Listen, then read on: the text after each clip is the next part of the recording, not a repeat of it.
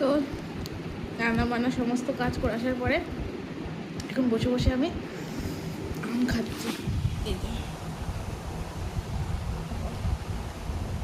এইভাবে নিচ্ছি, তারপরে এইভাবে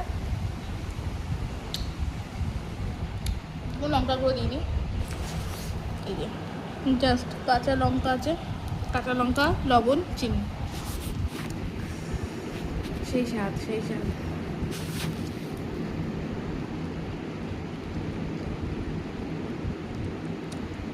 অত টক নেই। এই আমগুলো কী হয়, কাঁচাতে টক, তবে পাকলে পরে মিষ্টি।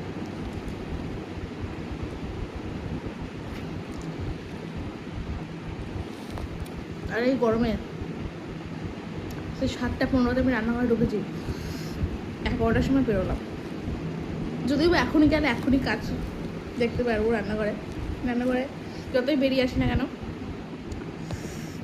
যখনই যাবো তখনই দেখবো কাজ আমাদের কেন তাকিয়ে বসে আছে।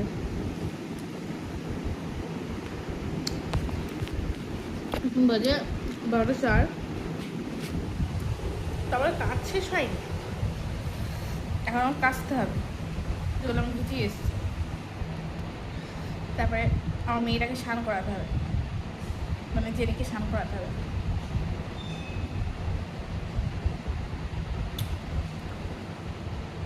কালকে ওই 3 ওষুধ খাইয়েছি, জানি স্নান করে দেবো, কালকে রাতে খাইছি। তো আসছে, এর মাঝে স্নানটা করে দেবো, কাঁদবো, স্নান করাবো, ওকে স্নান করাবো, আমি স্নান করবো, জামা মেলবো, পুজো করবো, ওই করতে করতে তোমার 1টা 15 করে বেজে যাবে।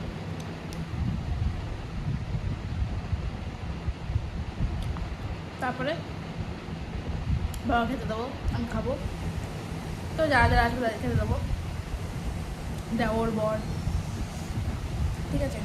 আর কী বলবো,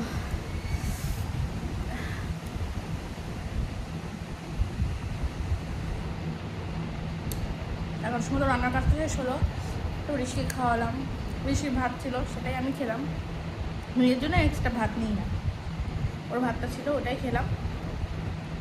তারপরে জামা কাপড় তুলে এনে জামা কাপড়গুলো বসে ভাঁজ করলাম, ভাঁজ করার পরে তারপর ঋষিকে স্নান করালাম,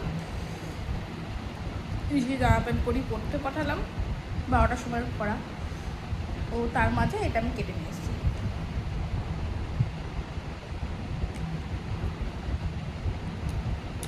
তাও কাজে শেষ হচ্ছে না, এখন এদিকে তাকাবো সেদিকে কাজ করে আছে।